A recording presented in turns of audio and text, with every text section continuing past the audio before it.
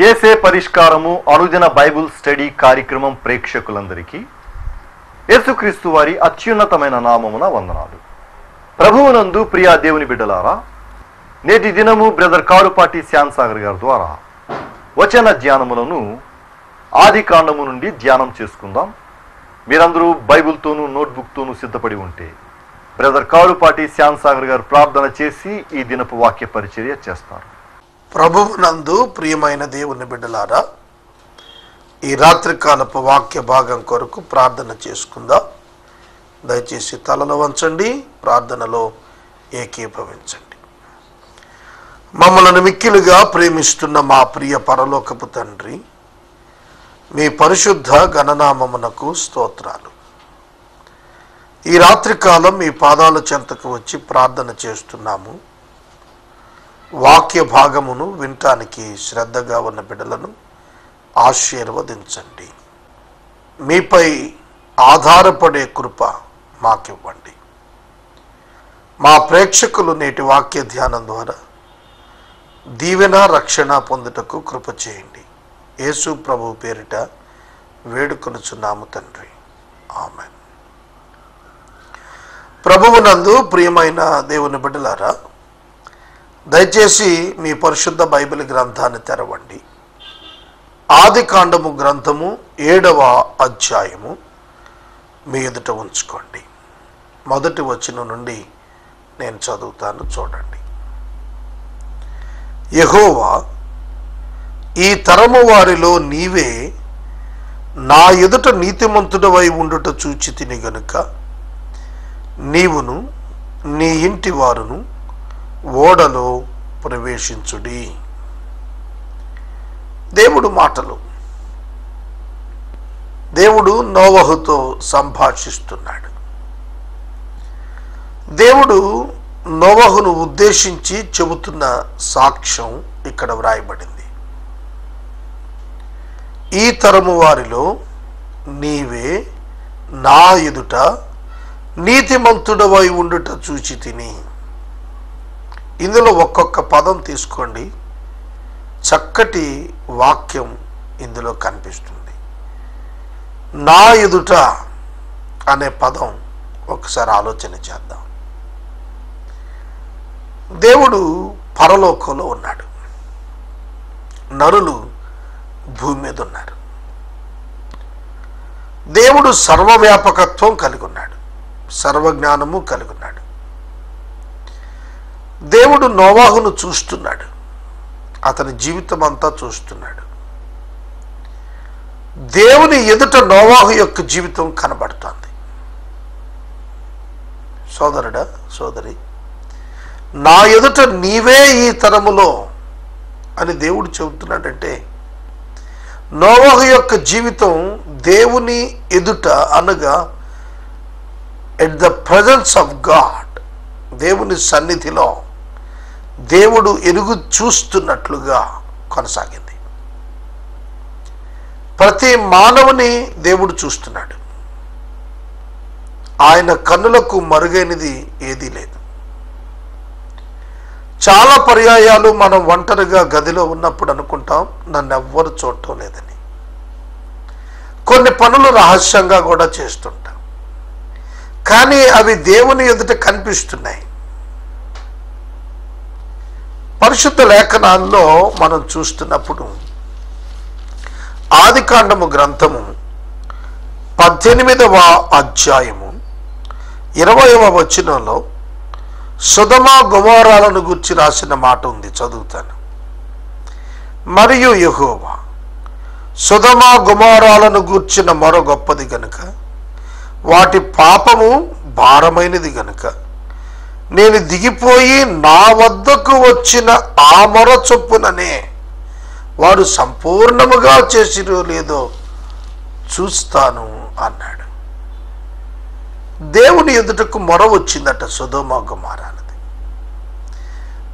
ఈ మాటలను మీకెందుకు చెప్పాలనుకుంటున్నానంటే, మనము దేవుని ఎదుట కనిపిస్తున్నాం, మనం తప్పించుకోలేం.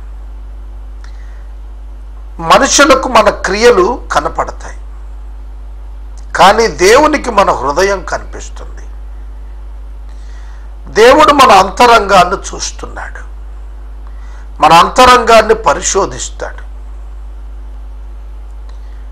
మానవ నేత్రాలకు కనపడే విషయాలు వేరు, దేవుడు అంతకంటే ఘనంగా మనిషి మాత్రమే ఎరిగి ఉన్న తలంపులను కూడా చూస్తున్నాడు. లేఖనాల్లో మనం చూస్తున్నప్పుడు యేసుక్రీస్తు ప్రభువు వారు హృదయాన్ని ఎరిగిన వారుగా కొన్ని సందర్భాల్లో మనకు తెలియబడింది. నతానియేలు అనేటువంటి వ్యక్తి అంజూరపు చెట్టు కింద ఉన్నప్పుడు ప్రభువు వేరొక ప్రదేశంలో ఉన్నారు. ఆయన నతానియేలుతో మాట్లాడుతూ, నీవు అంజూరపు చెట్టు కింద ఉన్నప్పుడే నేను నిన్ను చూశానన్నాడు. అంతేకాదు, అతని హృదయాన్ని గురించి సాక్ష్యం ఇస్తూ, ఇతడు ఇశ్రాయేలీయులలో నిజముగా ఏ కపటము లేనటువంటి వాడని సాక్ష్యం ఇచ్చాడు. కాబట్టి ఈ రాత్రికాలం వాక్యం వింటున్న నీవు, చెబుతున్న నేను కూడా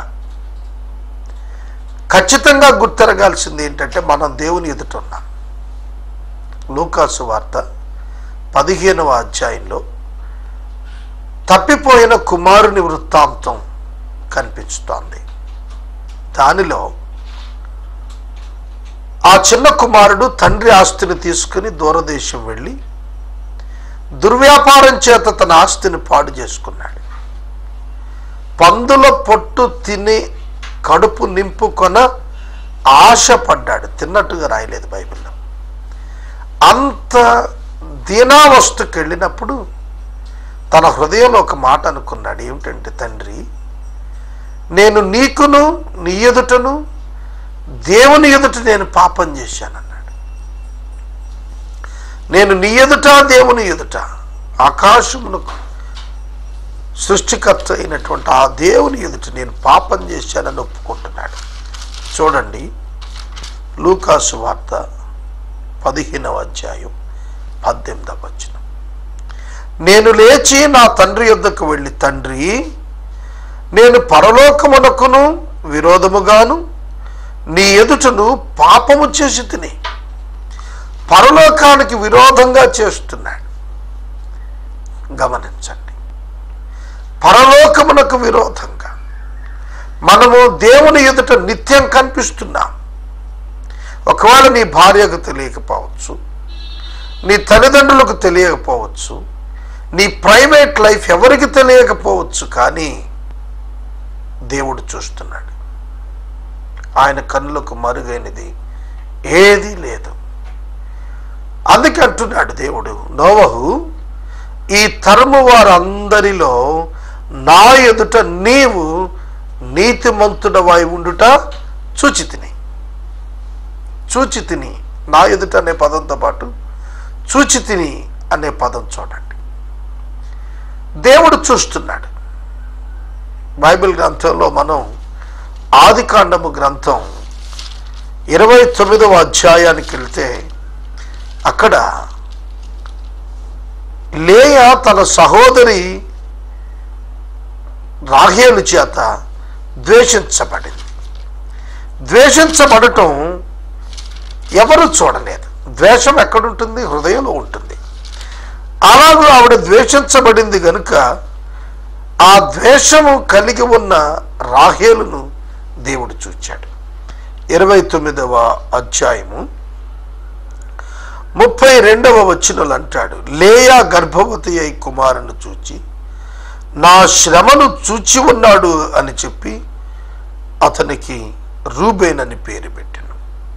చూడండి, ఆమె ద్వేషించబడటం దేవుడు చూచి ఆమె గర్భాన్ని తెరిచాడు అని ఇక్కడ వ్రాయబడింది. 31వ వచనంలో లేయా ద్వేషించబడుట యెహోవా చూచాడు, ఆమె గర్భాన్ని తెరిచాడు. దేవుడు చూస్తున్నాడు. దేవుడు చూస్తున్నాడు.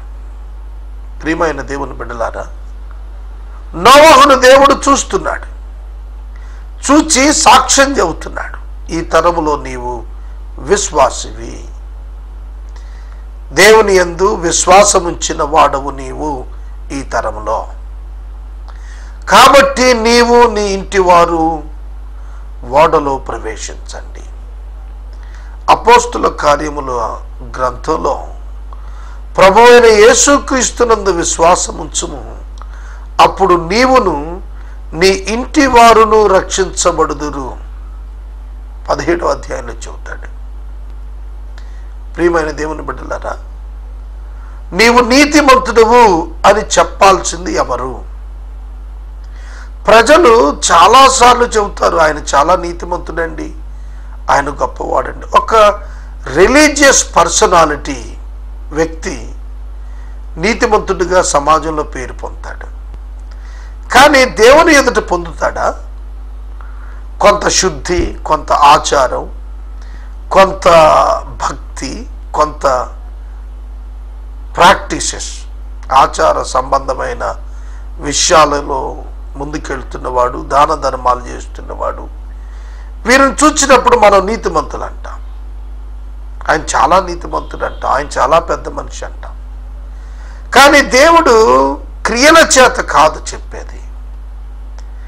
క్రియల చేత మనుషులు చెబుతారు, కానీ దేవుడు హృదయంలో ఉన్న విశ్వాసాన్ని బట్టి చెబుతాడు.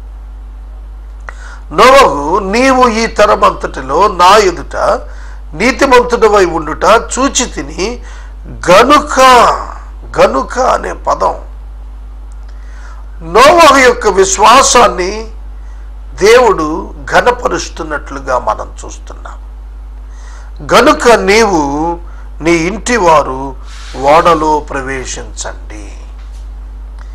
ఇంటి వారందరూ కూడాను తమ యొక్క భక్తిని కాపాడుకున్నారు. యెహోషువ గ్రంథంలో యెహోషువ చెబుతాడు, నేను నా ఇంటి వారు యెహోవానే సేవిస్తామని. యెహోవానే సేవిస్తాం మేము, మీరెవరిని సేవిస్తే వారిని సేవించుకోండి, మేం మాత్రం యెహోవాని సేవిస్తాం. తన ఇంటి వారందరితో కూడా యెహోషువ దేవుని సేవించాడు. అలాగే నోవహు కూడా తన ఇంటి వారందరితో కూడా దేవుని విశ్వసించాడు. ఒక విచిత్రమైన విషయం ఏమిటంటే, బైబిల్ గ్రంథంలో నోవహు మాట్లాడినటువంటి మాటలు మనకు రికార్డు కనపడదు. నోవహు కుమారులు మాట్లాడిన మాటలు, హాము, షేము, యాపేతు అనేవారి యొక్క సంభాషణలు ఎక్కడా కనపడవు.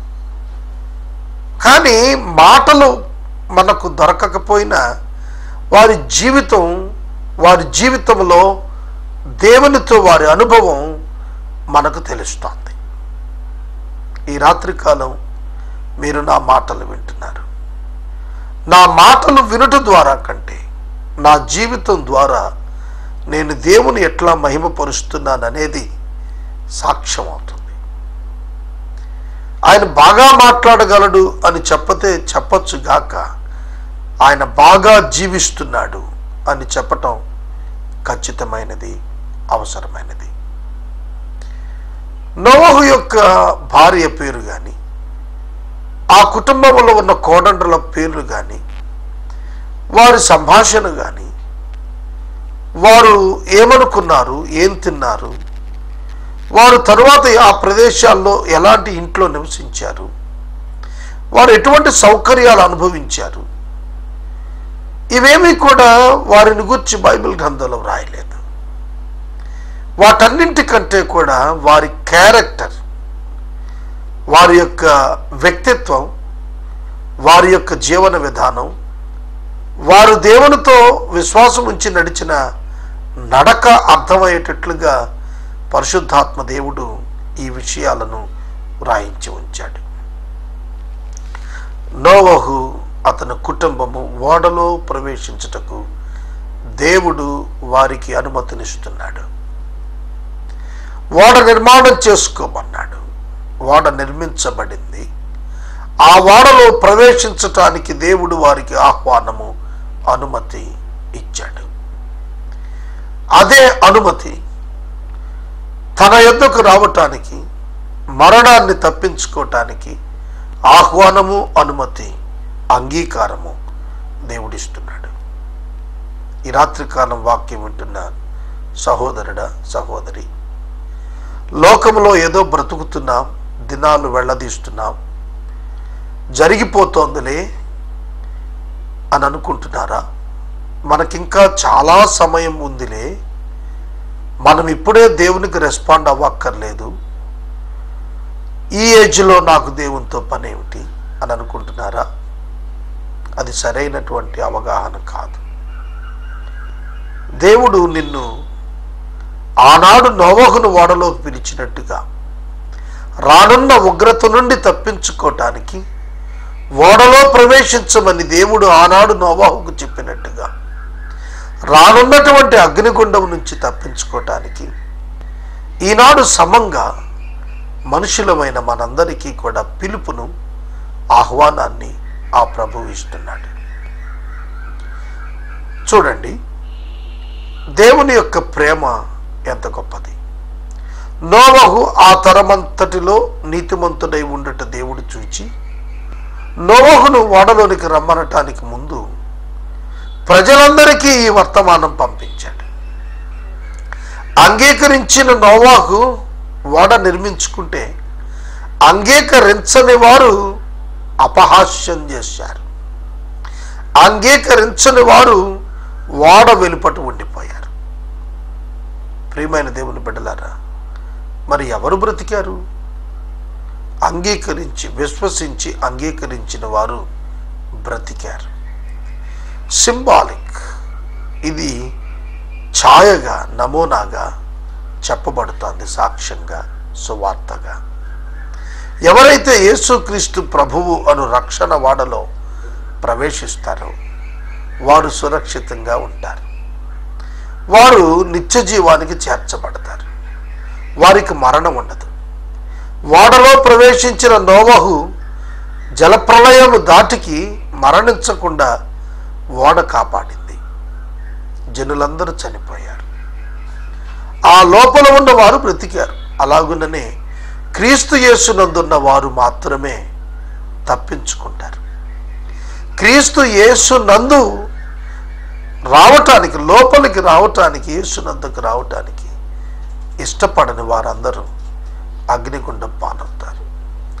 బైబిల్లో ప్రతి సన్నివేశంలో సువార్త ఇమిడి అర్థం చేసుకోవటానికి వీలుగా ఉంది. పవిత్ర జంతువులలో ప్రతి జాతి పోతులు 7ను, పెంటులు 7ను, పవిత్రములు కాని జంతువులలో ప్రతి జాతి పోతును, పెంటి 2ను, ఆకాశ పక్షులలో ప్రతి జాతి మగవి 7ను, ఆడవి 7ను, నువ్వు భూమి మీద అంతటి మీద సంతతిని జీవముతో కాపాడేటట్లు నీ యొద్ద ఉంచుకొనుము. ఎందుకనగా ఇంకా 7 దినములకు నేను 40 పగళ్ళు 40 రాత్రుళ్ళు భూమి మీద వర్షాన్ని కురిపించి నేను చేసిన సమస్త జీవరాశులను భూమి మీద ఉండకుండా తుడిచివేయుదును అని నోవహుతో చెప్పెను. తనకు యెహోవా ఆజ్ఞాపించిన ప్రకారము నోవహు యావత్తును చేసెను. ఇక్కడ పవిత్ర జంతువులు, అపవిత్ర జంతువులు, పవిత్ర పక్షులు, అపవిత్ర పక్షులు అని రాశాడు. నోవహు కాలంలో పవిత్ర పక్షులు, పవిత్ర జంతువులు, అపవిత్ర పక్షులు, అపవిత్ర జంతువులు అనే వ్యత్యాసం ఉన్నదా? మరి దేవుడు చెప్పాడు అని మోషే రాస్తున్నాడు. మోషే ఆది కాండాన్ని ఎవరికి రాస్తున్నాడు తెలుసా? ఇశ్రాయేలు జనాంగానికి మరియు ఆయన యందు విశ్వాసం ఉంచిన తరాలకు రాస్తున్నాడు. మోషే ధర్మశాస్త్రం పొందిన తరువాత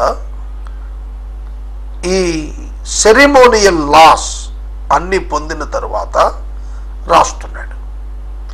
ఇశ్రాయేలు జనాంగం ఒక ఆధ్యాత్మిక రాజ్యంగా దేవుని చేత కట్టబడింది. కాబట్టి ఆ భౌతిక ఇశ్రాయేలు రాజ్యం మిగిలిన అన్య దేశ రాజ్యాల కంటే ప్రత్యేకంగా ఉండటం నిమిత్తం వారి ఆహార విషయాలలో కూడా కొన్ని నిషేధాలు దేవుడిచ్చాడు. నిషిద్ధం ఒక మాట నేను మీకు చెబుతాను. కొన్ని స్థలాలలో ఫెన్సింగ్ వేసి ప్రవేశము నిషిద్ధము అంటాడు. అక్కడ స్థలం నిషిద్ధం కాదు, ప్రవేశం నిషిద్ధం. గుర్తెరిగారా? కొన్ని గవర్నమెంట్ ఆఫీసుల్లో, సెక్యూరిటీ జోన్స్లో, తర్వాత కొన్ని ఎలక్ట్రికల్ వర్క్స్ జరుగుతున్న ప్రాంతాల్లో, కొన్ని ట్రాన్స్ఫార్మర్స్ ఉన్న ప్రదేశాల్లో ప్రవేశం నిషిద్ధం అంటాడు. అక్కడ నిషిద్ధం అనే పదం దేన్ని జ్ఞాపకం చేస్తుంది? ప్రవేశాన్ని జ్ఞాపకం చేస్తుంది. ఆ స్థలం పాడైపోయిందని కాదు, అది క్షేమం కాదని. అంటే ఇట్ సెపరేట్స్. ఇది ప్రత్యేకించబడిన స్థలం, ఇది ప్రత్యేకించబడింది, ఇక్కడికి వెళ్ళొచ్చు, ఇక్కడికి వెళ్ళకూడదు. అట్లాగే జంతువులన్నీ కూడా దేవుని చేత చేయబడ్డాయి, పక్షులన్నీ కూడా దేవుని చేత చేయబడ్డాయి. దేవుడు ఆదికాండ 1వ అధ్యాయంలో వాటిని చేసిన నిర్మాణం చేసినప్పుడు అన్నీ పవిత్రమైనవే, వాటిలో అపవిత్రమైనది ఏం లేదు. అయితే ఇశ్రాయేలీయులకు ఆధ్యాత్మికమైనటువంటి విషయాల్లో మిగిలిన అన్య జనాంగంతో ఉన్న వ్యత్యాసాన్ని చూపించాల్సినదిగా దేవుడు ఇష్టపడినప్పుడు ఇది తినండి, ఇది తినవద్దు అని చెప్పి పవిత్రమైనవి లేకపోతే అనుమతించబడినవి, తినుటకు అనుమతించబడనివి అన్నవిగా సెపరేట్గా ఉంచాడు. కనుక ఇక్కడ నోవహు కాలంలో అవేమి లేవు. నిషిద్ధం, పవిత్రం, అపవిత్రం అనేవి లేవు.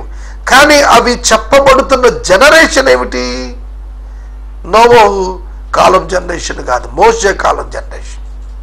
కనుక మోషే కాలములో ఉన్న జనరేషన్స్కి దేవుడు ఈ యొక్క విషయాలు అర్థం చేసుకోవటానికి చెబుతున్నాడు. కనుక ఒక పర్టిక్యులర్గా ఇవి, పర్టిక్యులర్గా ఇవి, వీటిని తీసుకో, నువ్వు వాటిని యుద్ధ ఉంచుకో. చూడండి, దేవుడు మరి ఒకవేళ ఇవి నిషిద్ధమైనవి అని అనుకుంటే వాటిని రానివ్వకూడదు కదా, బతకనివ్వకూడదు కదా. కనుక వాటిల్లో అపవిత్రత గురించి కాదు, ప్రత్యేకించబడుటను గురించి వ్రాయబడిన మాటలు అవి. తర్వాత ప్రభువు చెబుతున్న మాట ఏమిటంటే, నేను ఇంకా 7 దినాలకు 40 పగళ్ళు 40 రాత్రుళ్ళు భూమి మీద వర్షం కుమ్మరించి నేను చేసిన సమస్త జీవరాశులను భూమి మీద ఉండకుండా తుడిచేస్తానని నోవహుతో చెప్పాడు. చూడండి, ఒక భయంకరమైన సత్యం ఇది. ఒక మనిషి చచ్చిపోబోతున్నాడు అని మీకు తెలిసిందనుకోండి, మీరు ఎట్లా ఫీల్ అవుతారు? ఈరోజు సాయంకాలం లేదా రేపటి సాయంకాలానికి ఈ వ్యక్తి భూమి మీద ఉండడు, ఒక 7 దినాలకి ఈ పట్టణం కనపడదు, మొత్తం చచ్చిపోతారు అని సమాచారం మీకు వచ్చిందనుకోండి, ఏం చేస్తారు మీరు? ఎట్లాంటి మానసిక సంఘర్షణకు మీరు లోనవుతారు? నేను అడుగుతోంది మీకు అర్థమవుతోందా? నోవహును పిలిచి దేవుడు ఇంకా 7 రోజులకు నేను జలప్రవాహాన్ని రప్పిస్తున్నాను, వర్షాన్ని రప్పిస్తున్నాను, నీవు తప్ప ఈ భూమి మీద ఉన్న వాళ్ళందరూ చచ్చిపోతారని చెప్పాడు. దానికి ఎంత మానసిక సంఘర్షణ వచ్చి ఉంటుంది నోవహులో, ఆలోచించండి. మరి అదే దేవుడు మనందరికీ చెప్పాడు, క్రైస్తవులంగా క్రీస్తుని అంగీకరించిన మనందరికీ చెప్పాడు. ఏమని చెప్పాడు? నమ్మని వారికి శిక్ష విధించబడుతుంది, అగ్నిగుండం ఉంది, అది దేవదూతల కొరకు సిద్ధపరచబడింది, నమ్మని వారు అందులో ప్రవేశించాల్సి వస్తుంది. The fate of the human beings, ఇది జరుగుతుంది అని చెబితే ఈనాడు మన యొక్క స్పందన ఏమిటి? ఆనాడు నోవహు అతని కుటుంబం ఎంతో భారంతో నిర్మాణం చేయటమే కాదు, సువార్త కూడా ప్రకటన చేశారు. ఒక ప్రక్క తాము నమ్మిన విషయాన్ని, తమ విశ్వాసాన్ని ప్రకటన చేశారు. ఈ రాత్రి నేను అడుగుతున్నాను, మీరు నమ్మిన విశ్వాసం, ప్రతి క్రైస్తవుడు దీనికి జవాబు చెప్పాలి. మీకు తెలియచేయబడిన సత్యం దేవుని చేతనే కదా తెలియచేయబడింది, మరి ఆ సత్యాన్ని ఎంతమందికి చెబుతున్నాం? వారిని ప్రేమించి రక్షించబడటానికి సువార్త చేత ఆహ్వానం ఎంతమందికి ఇస్తున్నాం?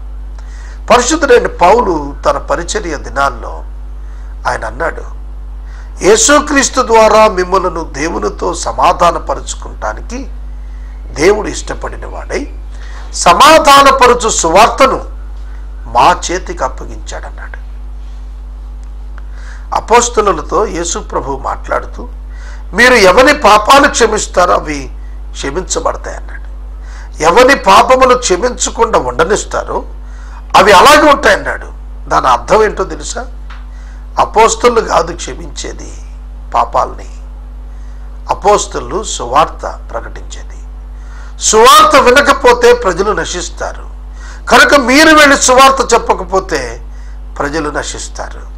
మీరు వెళ్ళి సువార్త ప్రకటించండి, ప్రజలు విన్నవారు రక్షించబడతారు అని ప్రభువు చెప్పారు. ఈ రాత్రి నేను వాక్యాన్ని ముగిస్తూ ఒక్క మాట చెబుతున్నాను. మనము కంఫర్టబుల్ జోన్లో ఉన్నాం. సుఖముగా సౌఖ్యవంతమైన పరిస్థితుల మధ్య మంచిగా క్రైస్తవ సంఘం నివసిస్తోంది. ప్రజలు రక్షించబడటానికి మనం ఏం చేస్తున్నాం? ఆనాడు నోవహు 120 సంవత్సరాలు 100 సంవత్సరాల పైగా అతడు తన యొక్క పరిచర్యను కొనసాగించాడు. సమయం వచ్చినప్పుడు దేవుడు అతనిని ఓడలోనికి ప్రవేశపెట్టాడు. సోదరుడా, సోదరి, దేవుని మాట చొప్పున నోవహు యావత్తు చేశాడు. No second option for him. అతడు తన కొరకు వేరొక ఆప్షన్ తీసుకోలేదు. వాక్యాన్ని ముగిస్తున్నాను. మనము ఇంతవరకు బ్రదర్ కారుపాటి శ్యామ్సాగర్ గారి ద్వారా వాక్య ధ్యానమును ఆది కాండము నుండి ధ్యానం చేసుకున్నాం. ఈ కార్యక్రమం ద్వారా మీరు పొందుకునుచున్న ఆత్మీయ మేలులు ఒక ఉత్తరం ద్వారా మాకు తెలియచేయండి. మీ ప్రార్థనా మనవులు మాకు తెలియచేస్తే ఏసే పరిష్కారం కార్యాలయంలో ఏర్పాటు చేసిన ప్రత్యేక ప్రార్థనా శిబిరంలో మీ కొరకు ప్రార్థిస్తాం. ముగింపు ప్రార్థన ఆశీర్వాదాలతో ఈ కార్యక్రమాన్ని ముగించుకుందాం. ప్రార్థన చేసుకుందాం. మమ్మల్ని మిక్కిలుగా ప్రేమిస్తున్న మా ప్రభు మీకు కృతజ్ఞతలు. ఎపిసోడ్ సహకారులను పంపండి ప్రభువా. ఈ మాసాంతానికి ఇంకా 4 దినాలున్నాయి. ఈ 4 రోజులలో కొవ్వూరు సిటీ కేబుల్ ద్వారా పరిష్కారం ప్రారంభించడానికి 24 గంటల ఛానల్ ప్రారంభించడానికి ద్వారాలు తెరవండి.